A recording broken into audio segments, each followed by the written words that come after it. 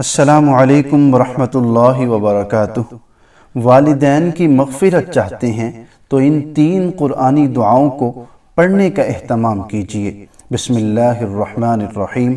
Number 1، ربنا اغفر لی ولوالدی وللمؤمنین یوم یقوم الحساب،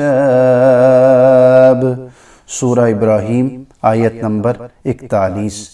نمبر 2، رب اغفر لی ولوالدی ولمن دخل بیتی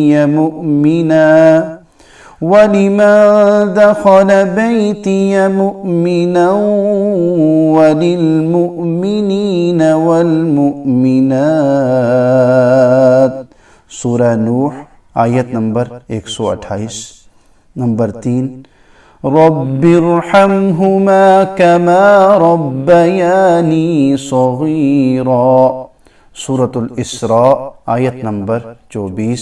آپ احباب اس ویڈیو کو، ان دعاؤں کو صدقہ جاریہ سمجھ کر اپنے دوست احباب کے ساتھ شیئر کیجئے، اور ہمارے چینل لرن دعاز فری کو بھی سبسکرائب کر دیجئے۔